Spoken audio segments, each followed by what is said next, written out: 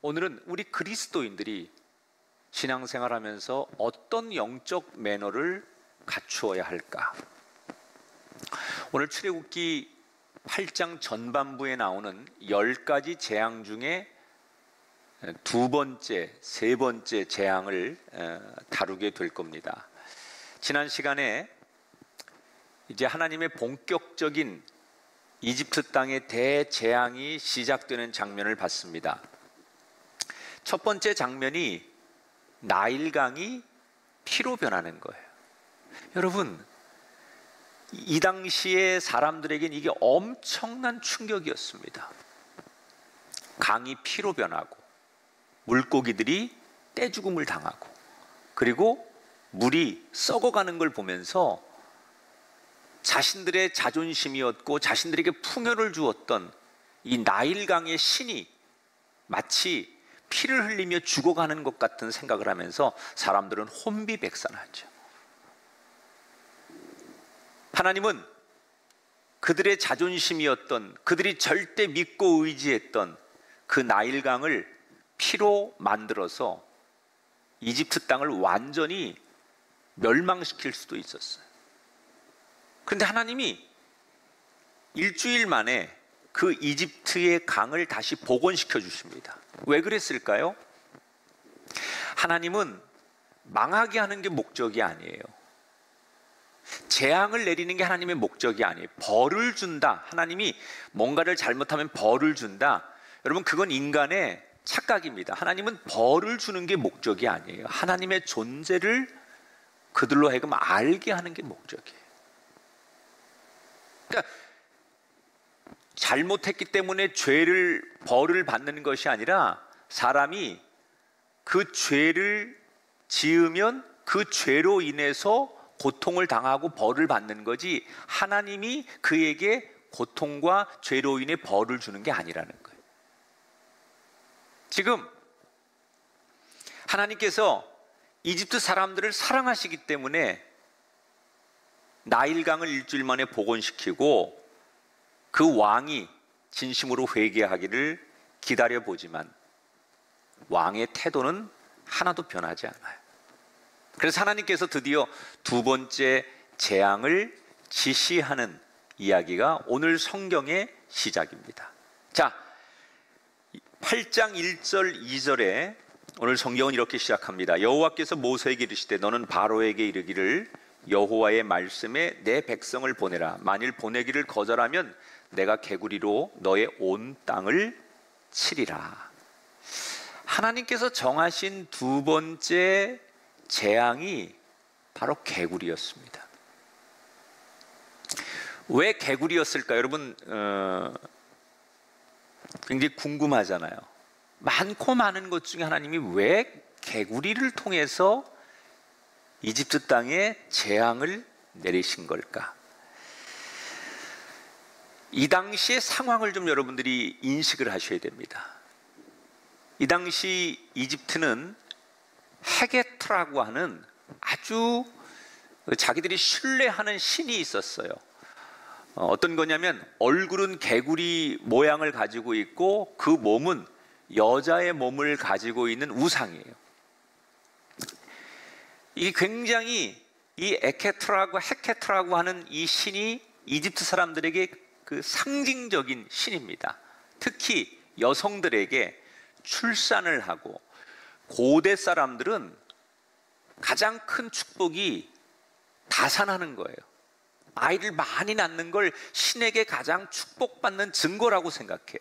그래서 고대 이집트의 임산부들이 임신을 하게 되면 임신 기간 동안 악을 피하기 위해서 이 헤케트라고 하는 이름을 가진 이 부족들을 소유하는 거예요. 그러면 자기가 이 헤케트라는 신이 자기를 지켜줘서 많은 아이를 건강하게 출산할 수 있다, 이렇게 믿었던 거예요. 바로 그들이 가장 믿고 의지하는 이 개구리의 신 헤케트를 드러내기 위해서 하나님께서 두 번째로 개구리를 재앙의 도구로 삼으신 거예요. 하나님의 명령을 받은 모세가 이집트 왕을 찾아가서 내 백성을 해방시켜라 이렇게 말하죠. 이때 왕이 비웃습니다. 그러니까 모세가 곧바로 형 아론에게 형님 지팡이를 잡고 나일 강변을 향해 팔을 펴십시오.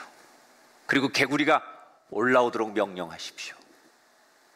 이렇게 모세가 말을 하자 아론이 그대로 합니다. 그때부터 놀라운 일이 일어납니다. 강과 수로의 연못에서 살던 개구리들이 꾸역꾸역 떼를 지어 육지로 올라오기 시작합니다. 그게 얼마나 많은 숫자인지 완전히 육지를, 사람들의 생활 공간을 완벽하게 점령을 합니다. 얼마나 많았는지 나중에는 개구리들이 자기들끼리 짓밟히고 자기들끼리 억눌려져서 죽는 개구리들이 막 널리기 시작하고, 그리고 그 시체가 썩는 악취가 온 땅을 진동하기 시작합니다.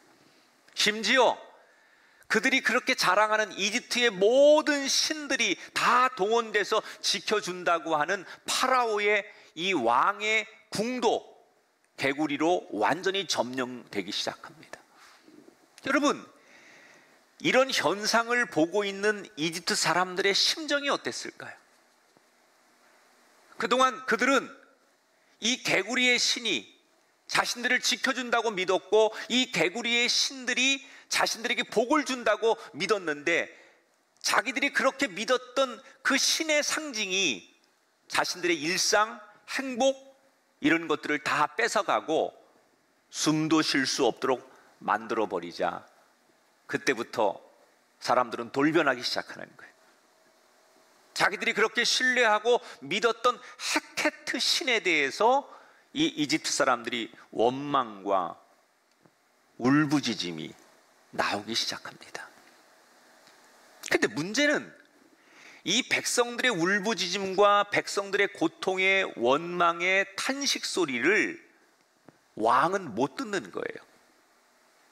왜 못 듣느냐? 지금 왕의 마음속에는 오직 저 모세와 아론, 어느 날 느닷없이 나타나서 내 삶에 도전을 하고 있는, 내 앞길을 가로막고 있는 저 모세와 아론, 그리고 저들이 믿는 여호와 하나님을 어떻게 이길 수 있을까?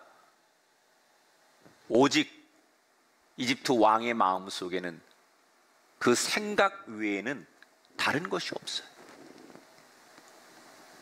그래서 왕이 기껏 생각해낸 것이, 그가 신뢰하는 마술사들을 불러서 똑같이 너희들도 개구리를 한번 만들어 봐라. 그랬더니 이 마술사들이 왕의 명령대로 똑같이 개구리를 만들어내요. 그런데 이 마술사들이 만들어내는 개구리라는 게 뭡니까, 여러분? 그저 사람들의 눈을 속여서 몇 마리의 개구리가 펄짝펄짝 뛰어다닐 수 있도록 만드는 거예요.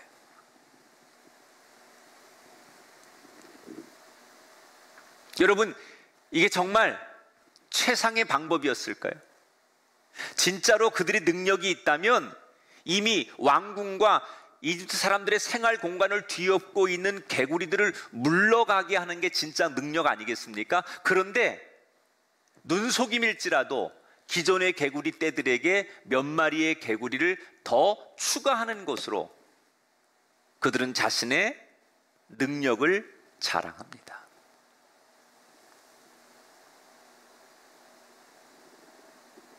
아마도 왕이 실제로 그렇게 부탁했을 수도 있어요. 개구리를 몇 마리 만들어서 펄짝펄짝 뛰게 하니까,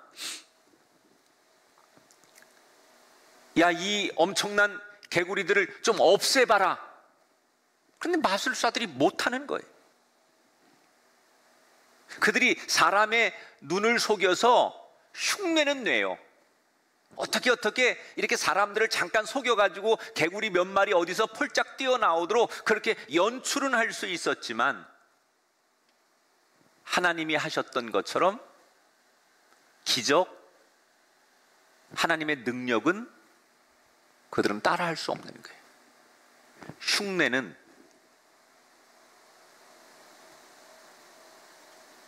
기적을 이길 수가 없어요.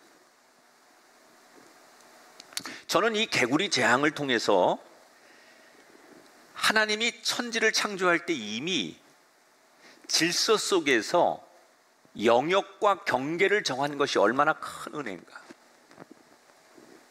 여러분, 땅과 물의 경계를 정하시고 하늘과 땅을 정하시고, 그리고 다시 이 땅의 생명들은 물고기는 물속에 있게 하시고, 사나운 짐승들은 숲속에 있게 하시고, 새들은 하늘에 있게 하시고, 모든 것들이 자기의 영역 속에 있게 하셨어요. 그리고 그 영역을, 경계를 벗어나지 않도록 하나님께서 이 창조의 섭리 속에 그런 것을 넣으셨어요.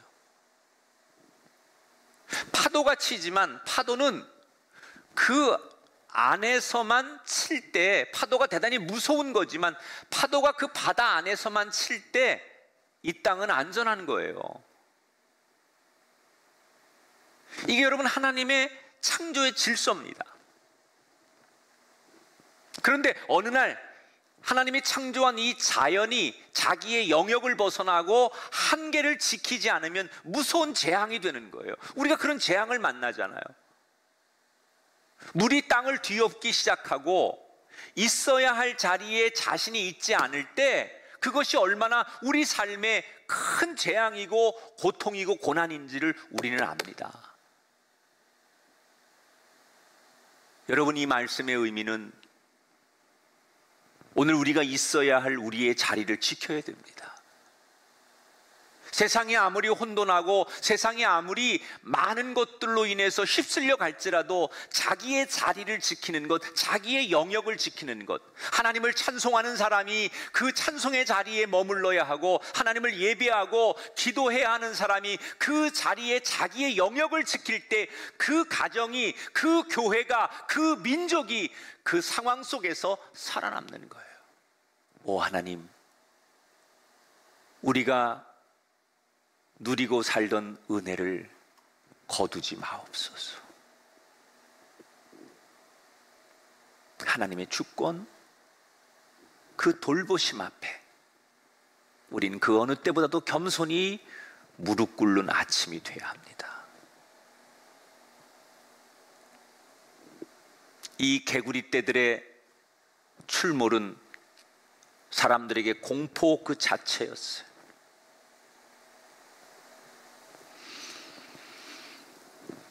더 이상 이런저런 방법을 동원해도 해결할 길이 없다고 생각한 이 이집트의 왕은 급기야 마술사들 가지고는 안 된다고 결론을 내리고 그는 결단합니다. 그의 입에서 놀라운 고백을 하게 되죠. 출애굽기 8장 8절 말씀입니다. 여호와께 구하여 나와 내 백성에게 개구리를 떠나게 하라. 내가 이 백성을 보내리니 그들이 여호와께 제사를 드릴 것이니라. 더 이상은 인간의 힘으로 맞설 수 없다고 생각한 이 이집트의 왕이 급하게 모세와 아론을 불러서 너희들이 믿는 여호와 하나님 앞에 기도해서 이 개구리를 떠나게 하면 너희 백성을 내가 보낼 것이다. 여러분, 이집트의 왕 입에서 처음으로 여호와 하나님의 이름이 나왔어요.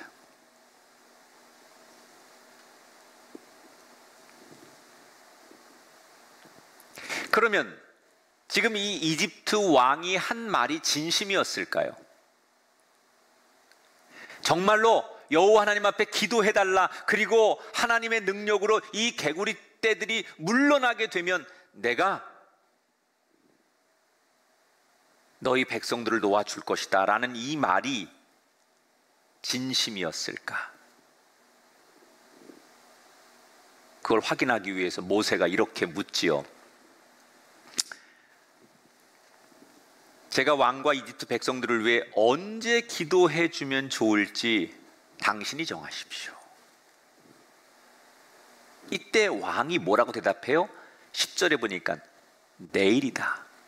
자, 협상을 하는 거예요. 기도해줘서 기도대로 되면 내가 너희들이 원하는 대로 해주겠다. 그러니까 모세가 뭐라고 물어봐요? 그럼 언제 기도해주면 되느냐라고 물었더니 내일이라고 해요.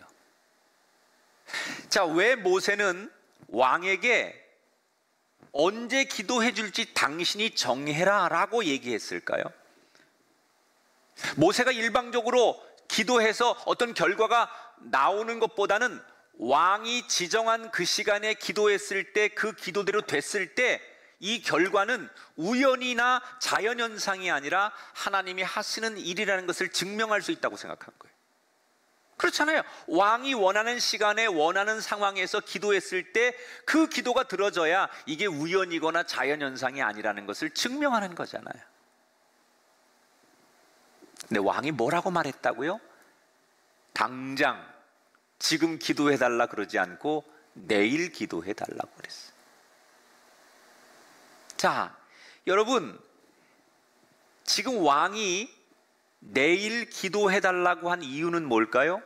이 왕의 마음속의 생각을 읽어볼 수 있는 거예요. 지금 왕은 이 개구리 떼들이 출몰해서 이렇게 모든 질서가 파괴되고 고통을 당하고 있는 이것이 혹시 우연은 아닐까? 그러면 오늘 밤 지나고 나면 내일은 자연적으로 해결될 수 있는 것은 아닐까? 마지막까지 인간의 기대, 하나님을 의지하는 것 대신 세상과 자신의 생각을 기대고 싶었던 거죠. 하나님의 능력을 인정하고 싶지 않았다는 거예요. 여러분, 기도해달라 그러면 개구리가 없어지면 내가 내 백성들을 보내겠다라고 하는 이 말은 이집트 왕이 진심이 아니라는 거죠. 상황을 모면하기 위해서 임기응변으로 했던 말이 분명하다는 거예요. 그러면 눈치가 있는 모세가 이거 몰랐을까요? 왕이 지금 어떤 의도고 어떤 속셈인지 모세는 다 알았을 거예요. 그런데 모세는 뻔히 상대의 생각과 의도를 알았음에도 불구하고 이렇게 반응해요. 8장 12절에 보니까 모세와 아론이 바로를 떠나 나가서 바로에게 내리신 개구리에 대하여 모세가 여호와께 간구하매, 왕의 요청대로 그 다음날 순순히 하나님 앞에 기도합니다.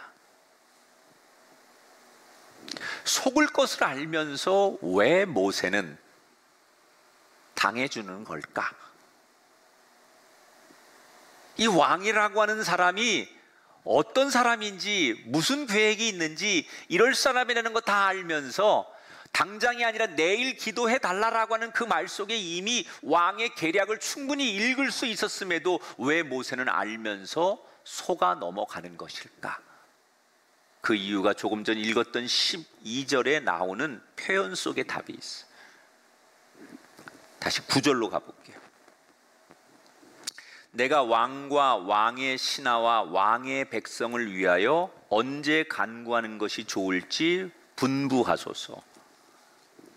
자, 모세가 뭐라고 지금 얘기해요? 내가 왕과 왕의 백성들을 위하여 언제 기도하는 것이 좋은지. 지금 이 모세가 보고 있는 것은 기도는 누구를 위해 하는 거냐? 왕과 그 이집트 땅의 많은 백성들을 위해서 기도하겠다는 거예요. 다시 말하면 모세는 기도의 본질을 우리에게 뭐라고 가르쳐 주느냐? 사람에 대한 긍휼함. 우리의 상식으로는 지금 이집트의 왕이 행한 어떤 행실 또는 이집트 사람들이 그동안 생각하며 지었던 죄를 생각하면 그들에게 통쾌하게 복수하는 게 맞아요. 그들을 위해서 하나님이 징벌을 내리시는 게 맞아요. 그런데 모세는 거기에 머물지 않고 우리에게 뭘 말씀하려고 하느냐? 죄는 미워하지만 사람은 미워하지 않아야 한다는 거예요. 어렵지만 믿는 사람은 반드시 이 일을 실천해야 합니다. 왜냐? 우리가 믿는 하나님께서 그것을 원하셔요. 그리고 하나님도 실제로 그렇게 하셨어요. 여러분, 사사기에 보면 이스라엘 백성들이 죄를 짓고 하나님은 그때마다 이스라엘 사람들을 징계하기 위해서 어려움을 주십니다. 그러면 이스라엘 백성들은 다시 하나님 앞에 나와서 울면서 잘못했다고 매달리지요. 그때 하나님은 이 이스라엘 백성들이 잘못했다고 울며 매달릴 때 용서해주면 또 다시 반복하고 엇나갈 것을 알고 계셨어요. 그러면서도 계속해서 용서하고 또 다시 반복하고 또 용서하고 건져주셨습니다. 왜 그러셨을까요? 하나님은 그냥 그 존재 자체를 사랑하신 거예요.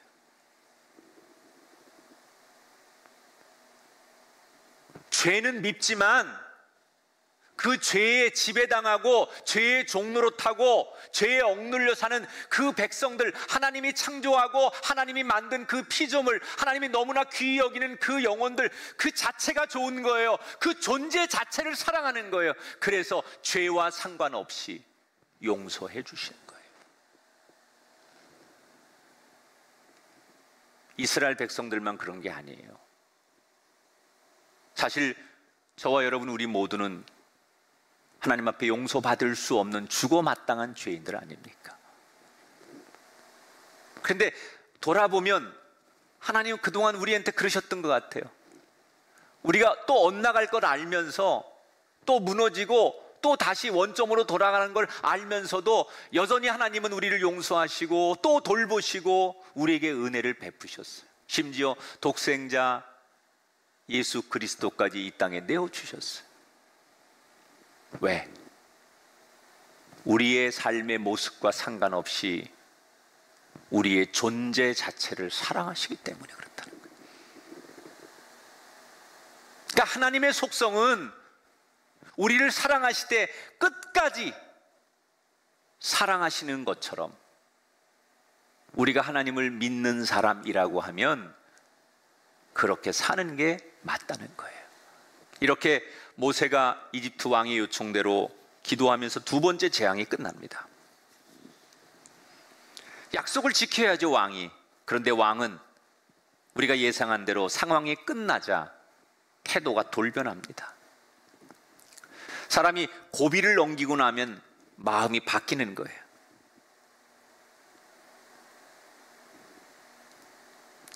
그 다음에 왕이 약속을 지키지 않자 이번에는 하나님이 예고 없이 곧바로 세 번째 재앙이 시작되죠. 자, 16절에 보니까 모세가 아론에게 명령하기를 내 지팡이를 들어 땅에 티끌을 치라 하라. 그것이 애굽 온 땅에서 이가 되리라. 세 번째 재앙이 우리가 잘 아는 그 벼룩, 빈대, 우리 보통 이라고 표현하는데 조그만 거 있잖아요. 세 번째 재앙이 이예요.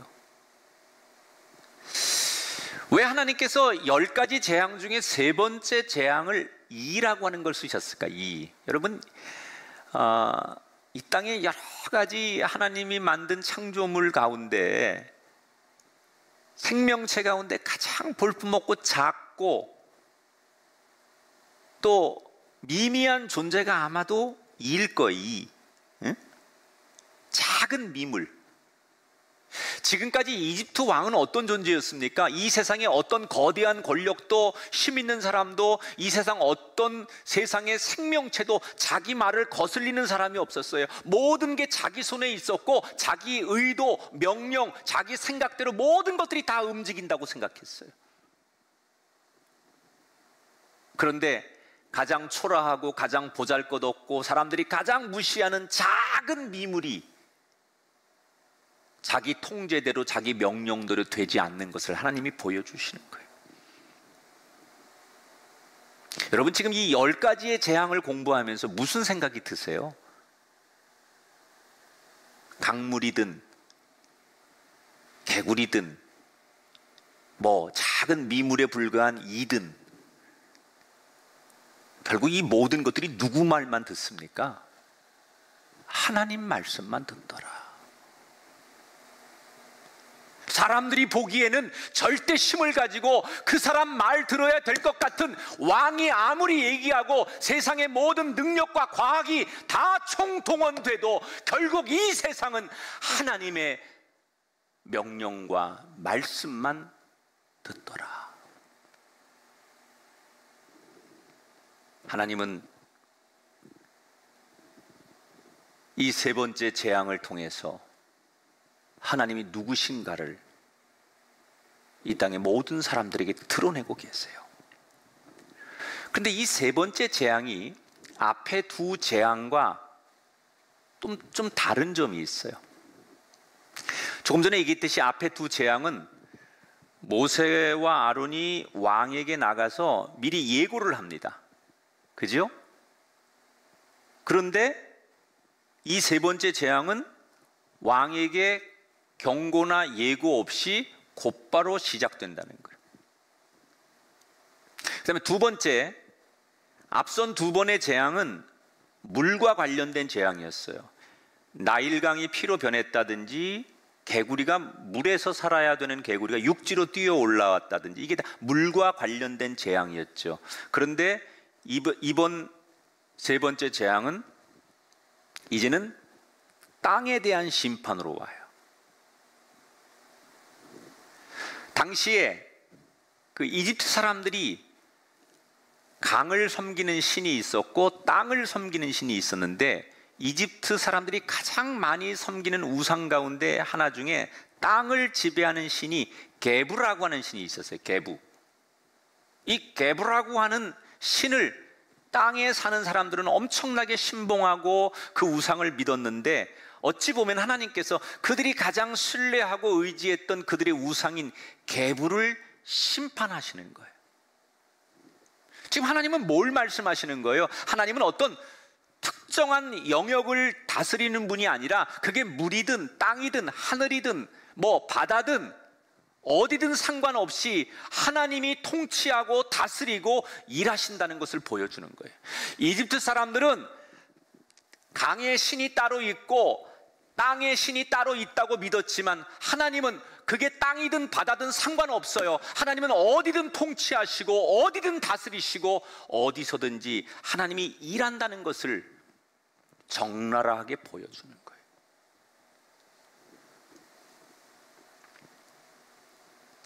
여러분의 이해를 좀 돕기 위해서 우리 한글 성경으로는 이 세 번째 그 재앙이 사용된 도구가 이라고 표현하는데, 이라는 게 여러분 우리 몸에 뭐 이렇게 어릴 때 보면 이렇게 머리에 이 있어서 막 잡는 그런 거, 지금 세대들은 모를 거예요.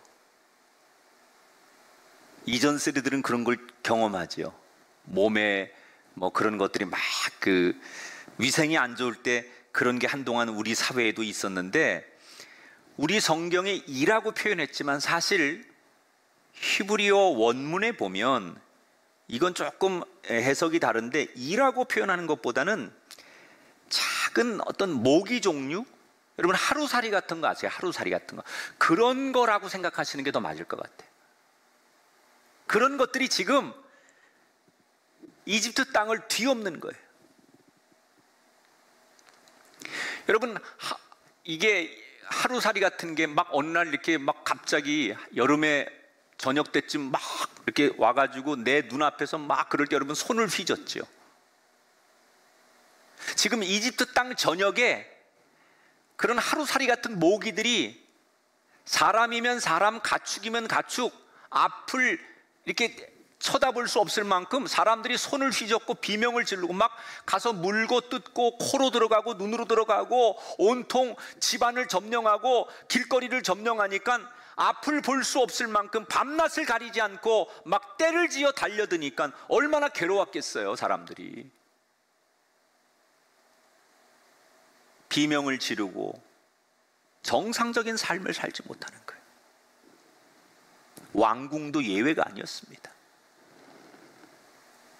아무리 대비를 하고 뭘 해도 달려드는 이 모기떼를 왕궁은 해결할 수가 없었어요. 그래서 급히 왕이 이번에도 마술사들을 부릅니다. 너희들도 똑같이 이 모기를 한번 만들어 봐라. 그랬더니 전혀 뜻밖의 대답이 나오지요. 19절에 보니까 마술사들이 이렇게 얘기합니다. 이것은 하나님의 권능이니이다. 여러분, 이 땅에 모방의 한계라는 게 있어요. 창조의 능력과 모방의 한계의 차이.